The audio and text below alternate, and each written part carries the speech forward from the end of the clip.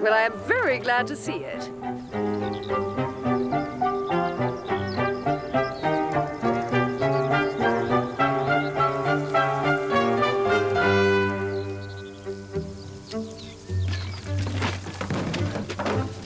Say at once how much I'm obliged to you for telling me to come today.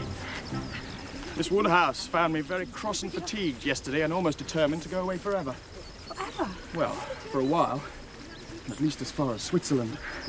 But thanks to her, you see, here I am. I'm very glad she did persuade you. Thank you, Miss Smith. We passed Dr. Perry on our way here on horseback. What happened to Perry's plan to set up a carriage, Father? I heard of no such plan. Yes, you wrote of it in a letter.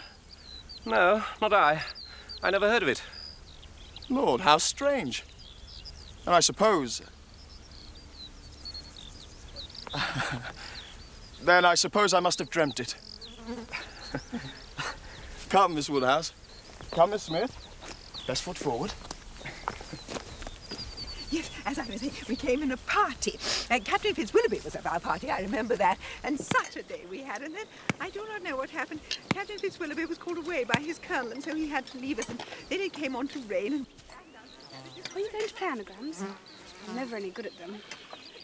But Miss Fairfax is to be a governess, I understand, so she can teach us all. What do you think this could be, Miss Fairfax?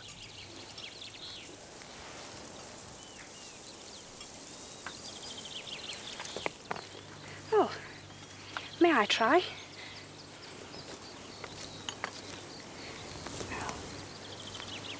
B. U. L. No, I can't do it at all. May I? Oh, please.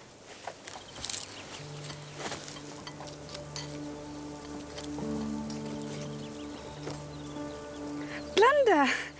Oh, why could I not see it? Here's one for you, Miss Woodhouse.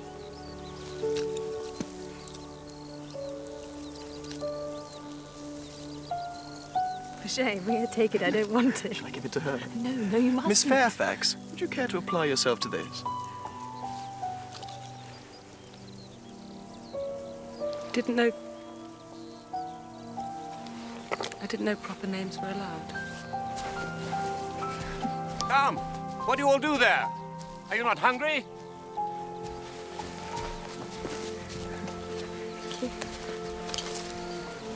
May I ask what the joke was that caused so much entertainment on one side and so much distress on the other? Nothing. It was a silly private joke, that's all. Was it? Emma, are you sure you understand the degree of acquaintance between those two?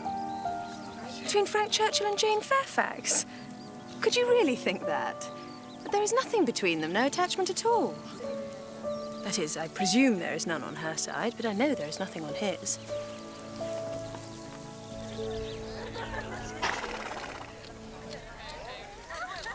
How strange that Mr. Frank Churchill should dream of Mr. Perry's carriage, for it was quite a secret, you know. Nobody knew of it but ourselves, and Jane, of course. And now, for Mr. Frank Churchill to dream about it, dreams of very extraordinary things, I think.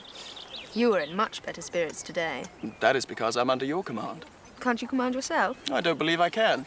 I believe I'm completely under your influence. Since when? Since I saw you first in March.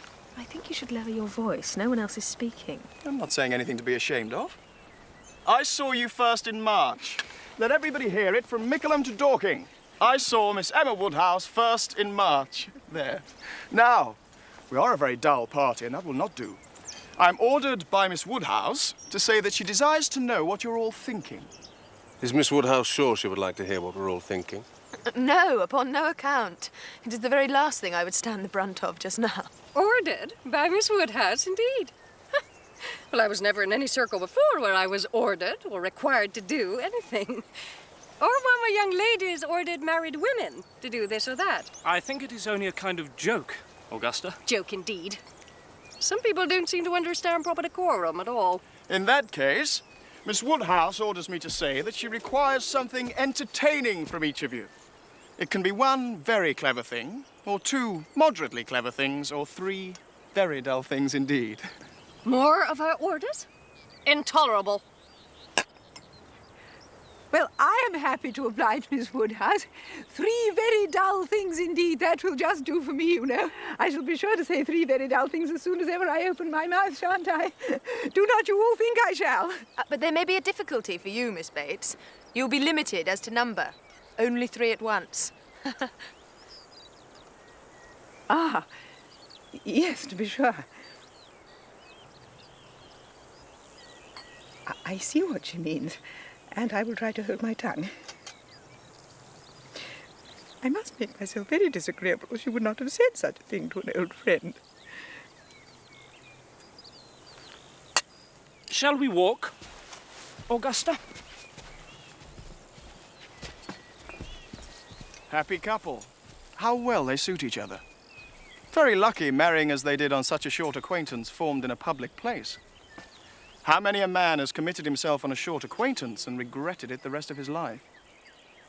These things do occur, undoubtedly. But only the weakest character will allow such an unfortunate acquaintance to be an oppression forever.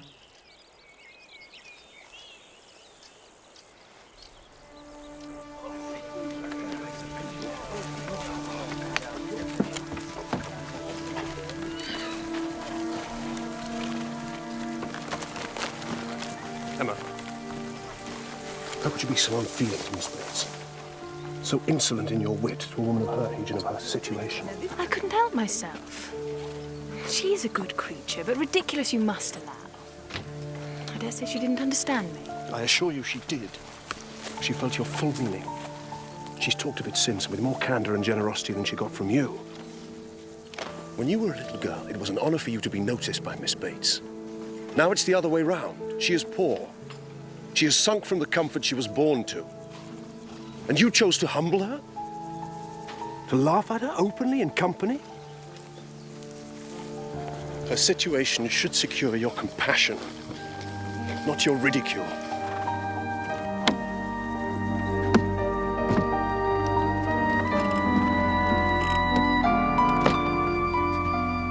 It was badly done, Emma. Badly done indeed.